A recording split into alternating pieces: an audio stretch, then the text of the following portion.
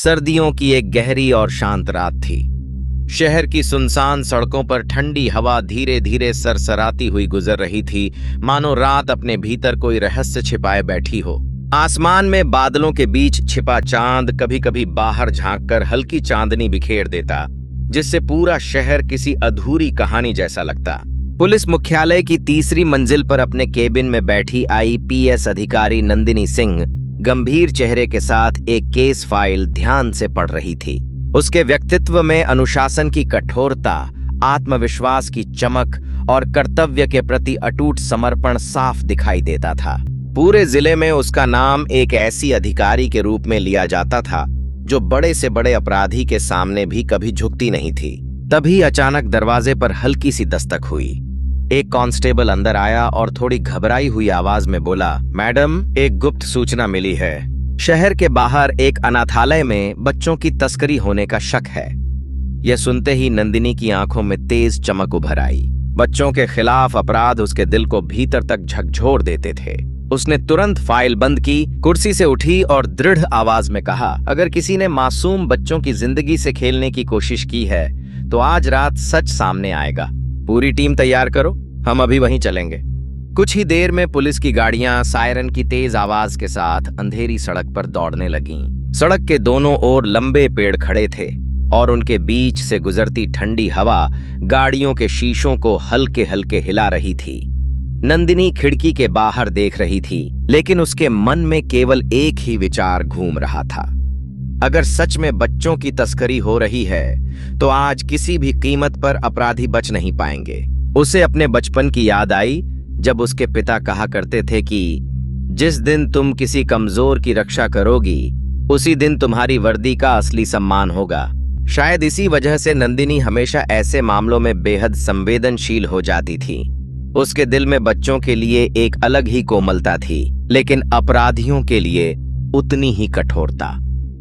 गाड़ी तेजी से आगे बढ़ रही थी और हर गुजरते मिनट के साथ नंदिनी के दिल की धड़कन भी तेज हो रही थी।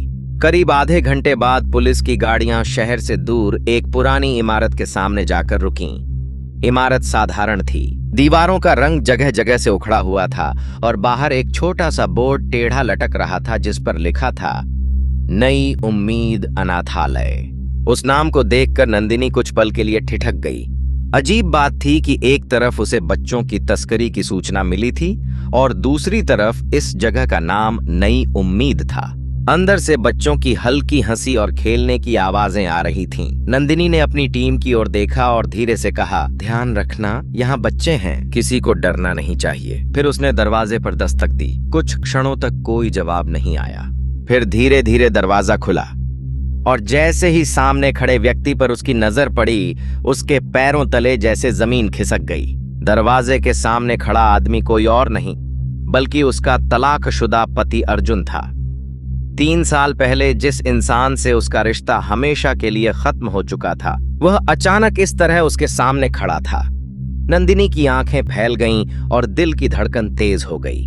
अर्जुन की आंखों में हल्की हैरानी थी, लेकिन चेहरे पर वही शांत और कोमल मुस्कान थी जो कभी नंदिनी को सुकून दिया करती थी। उसने धीमी आवाज में कहा, नंदिनी, तुम? उस आवाज को सुनते ही जैसे बीते सालों की यादें नंदिनी के मन में उमड़ पड़ीं, लेकिन उसने खुद को संभालते हुए सख्त आवाज में कहा, हमें सूचना मिली है कि यहाँ बच्चों की तस्करी होती है, हमें जांच करनी होगी।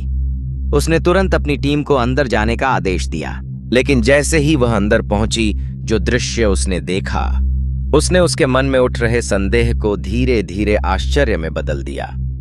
अंदर एक बड़ा सा कमरा था जहां लगभग 40 छोटे छोटे बच्चे बैठे थे। कोई किताब पढ़ रहा था, कोई रंग भर रहा था और कुछ बच्चे हंसते खेलते दौड़ रहे थे। जैसे ही उन्होंने अर्जुन को देखा, वे खुशी से उसकी ओर दौड़ पड़े और एक साथ चिल्लाए, अर्जुन पापा आ गए। उनकी आवाज में इतना सच्चा प्यार और अपनापन था कि नंदिनी का दिल एक पल के लिए रुक सा गया। बच्चे अर्जुन से लिपट रहे थे, कोई उसका हाथ पकड़ रहा था, कोई उसे अपनी कॉपी दिखा रहा था। अर्जुन भी हर बच्चे को प्यार से सहला रहा था और उनसे पूछ रहा था कि उन्होंने खाना खाया या नहीं। यह दृश्य देखकर नंदिनी के मन में गहरी उलझन पैदा हो गई। जिस आदमी को वह कभी गैर जिम्मेदार समझती थी, वह इन बच्चों के लिए पिता बन चुका था। उसकी आंखों के सामने अर्जुन की वह छवि टूट रही थी जो उसने अपने मन में बना रखी थी। कुछ ही देर में पूरी टीम ने अनाथालय की जांच पूरी कर ली। हर रिकॉर्ड साफ था। वहां किसी भी तरह की तस्करी या अपराध का कोई सबूत नहीं मिला। धीरे धीरे नंदिनी को समझ आने लगा कि सूचना शायद गलत थी, लेकिन इस गलत सूचना ने उसे एक ऐसे सच के सामने ला खड़ा किया था जिसकी उसने कभी कल्पना भी नहीं की थी। नंदिनी ने चारों ओर देखा। दीवारों पर बच्चों के बनाए रंग बिरंगे चित्र लगे थे। कहीं सूरज बना था, कहीं घर, कहीं पेड़ और कहीं मुस्कुराते हुए लोग। उस कमरे में गरीबी जरूर थी, लेकिन उसमें एक अजीब सी गर्माहट और अपनापन भी था। उसने धीमी आवाज में अर्जुन से पूछा, ये सब बच्चे? अर्जुन ने बच्चों की ओर देखते हुए शांत स्वर में कहा, ये सब अनाथ हैं। किसी को सड़क पर छोड़ दिया गया था, किसी के माता पिता नहीं रहे, और कुछ को मैंने गलत लोगों से बचाया। बस सोचा कि अगर इन्हें एक घर मिल जाए तो शायद इनकी जिंदगी थोड़ी आसान हो जाए। अर्जुन की आवाज में न कोई घमंड था और न कोई शिकायत, बस एक सच्ची करुणा थी। यह सुनते ही नंदिनी के मन में अतीत की यादें जागने लगीं। उसे अचानक वह दिन याद आ गया जब एक छोटी सी बात ने उनके रिश्ते में गहरी दरार डाल दी थी। उस शाम उसके मन में गुस्सा, थकान और अधीरता भरी हुई थी। उसी गुस्से में उसने अर्जुन से तीखे स्वर में कहा था, अर्जुन, तुम आखिर जिंदगी में करना क्या चाहते हो? तुम्हारे पास कोई लक्ष्य है भी या नहीं? अर्जुन उस समय कुछ पल तक चुप खड़ा रहा था। उसके चेहरे पर न गुस्सा था और न ही कोई शिकायत, बस एक अजीब सी शांति थी। फिर उसने बहुत ही शांत और गहरी आवाज में कहा था, नंदिनी, मैं ऐसा काम करना चाहता हूं जिससे किसी की जिंदगी सच में बदल जाए। उस वक्त नंदिनी को उसकी बात सिर्फ एक अधूरा सपना लगी थी। उसे लगा था कि अर्जुन जिम्मेदारियों से बचने के लिए बड़ी बड़ी बातें कर रहा है, इसलिए उसने उसकी बात को गंभीरता से लेने के बजाय हंसी में उड़ा दिया था।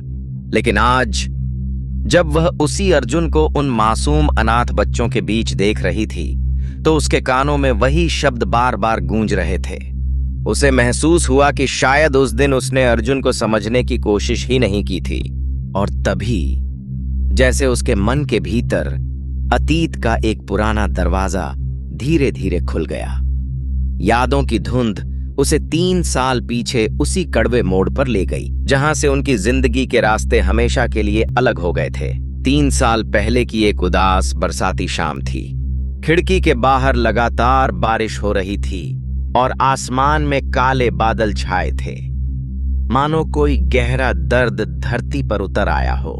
घर के भीतर सन्नाटा पसरा हुआ था, जिसमें अनकहे सवाल और टूटते रिश्ते की चुप्पी घुली हुई थी। नंदिनी उस दिन ऑफिस से थकी हुई लौटी। जैसे ही उसने कमरे में कदम रखा, उसकी नजर अर्जुन पर पड़ी। वह खिड़की के पास खड़ा चुपचाप बारिश को देख रहा था। नंदिनी का गुस्सा फूट पड़ा। अर्जुन, आखिर कब तक ऐसे चलेगा? मैं मेहनत कर रही हूं और तुम? न कोई काम, न कोई जिम्मेदारी। क्या कभी हमारे भविष्य के बारे में सोचा है? अर्जुन ने शांत नजरों से उसकी ओर देखा। नंदिनी, मैं कुछ ऐसा करना चाहता हूं जिससे किसी की जिंदगी सच में बदल जाए। नंदिनी ने कड़वी आवाज में कहा, सपनों से जिंदगी नहीं चलती अर्जुन, जिम्मेदारियां निभानी पड़ती हैं। कमरे में खामोशी छा गई। बाहर बारिश तेज हो गई और उसी पल एक ही छत के नीचे खड़े 2 लोग दिल से बहुत दूर हो चुके थे। उस दिन के बाद उनके बीच छोटी छोटी बातों पर भी बहस होने लगी। धीरे धीरे दोनों के दिलों के बीच एक गहरी दूरी बनती चली गई और आखिरकार वह कड़वा दिन भी आ गया। दोनों कोर्ट में आमने सामने खड़े थे और चुपचाप तलाक के कागजों पर अपने अपने हस्ताक्षर कर रहे थे। उसी पल उनका रिश्ता कागज की एक स्याही भरी रेखा के साथ हमेशा के लिए टूट गया। तलाक के बाद अर्जुन की जिंदगी जैसे एकदम खाली हो गई थी। जिस घर में कभी हंसी, उम्मीद और सपने हुआ करते थे, वहां अब सिर्फ खामोशी बची रह गई थी। नंदिनी के जाने के बाद वह कई दिनों तक खुद से ही सवाल करता रहा, क्या सच में उसके सपने इतने बेकार थे कि उसके अपने ही उसे समझ नहीं पाए? एक रात बेचैनी में वह यूं ही शहर की सुनसान सड़कों पर निकल पड़ा। ठंडी हवा चल रही थी और सड़क के किनारे टिमटिमाते स्ट्रीट लाइट्स के नीचे सब कुछ बहुत उदास सा लग रहा था। चलते चलते अचानक उसकी नजर सड़क किनारे बैठे कुछ छोटे छोटे बच्चों पर पड़ी। वे ठंड से सिकुड़कर एक दूसरे से चिपके हुए बैठे थे। किसी के शरीर पर फटा हुआ स्वेटर था, किसी के पास सिर्फ एक पतली सी शर्ट। उनकी आंखों में भूख, डर और बेबसी साफ दिखाई दे रही थी। पास ही एक छोटा बच्चा ठंड से कांपते हुए जमीन पर सिर झुकाकर बैठा था, जैसे उम्मीद ही खत्म हो चुकी हो। वह दृश्य देखकर अर्जुन का दिल भीतर तक कांप उठा। उस पल उसे लगा कि दुनिया में सबसे बड़ा अकेलापन शायद उसका नहीं, बल्कि इन मासूम बच्चों का है जिनका इस दुनिया में कोई अपना ही नहीं है। उसी रात अर्जुन ने मन ही मन एक फैसला कर लिया। अगर जिंदगी ने उसे अकेला किया है तो वह अपनी जिंदगी उन बच्चों के नाम कर देगा जिन्हें सच में किसी अपने की जरूरत है। धीरे धीरे उसने अपनी सारी बचत इकट्ठी की, लोगों से मदद मांगी और शहर के बाहर एक पुरानी सी इमारत किराए पर ली। बहुत मेहनत और संघर्ष के बाद उस इमारत के बाहर एक छोटा सा बोर्ड लगा जिस पर लिखा था, नई उम्मीद अनाथालय। यहीं से शुरू हुई अर्जुन की वह नई जिंदगी, जिसने कई मासूम बच्चों को फिर से मुस्कुराने की वजह दे दी। नंदिनी की आंखें धीरे धीरे नम हो गईं। सामने खड़े अर्जुन को देखते हुए उसके मन में पछतावे की गहरी लहर उठने लगी। 3 साल पहले गुस्से और अहंकार में उसने जो फैसले लिए थे, आज वही फैसले उसे भीतर से चुभने लगे थे। उसकी आवाज भर्रा गई। उसने कांपते हुए स्वर में कहा, अर्जुन, शायद मैंने तुम्हें कभी सच में समझने की कोशिश ही नहीं की। उस समय मुझे लगा था कि तुम्हारे सपने सिर्फ बेकार की बातें हैं, इसलिए मैंने तुम्हारा मजाक उड़ाया, तुम्हें गलत समझा।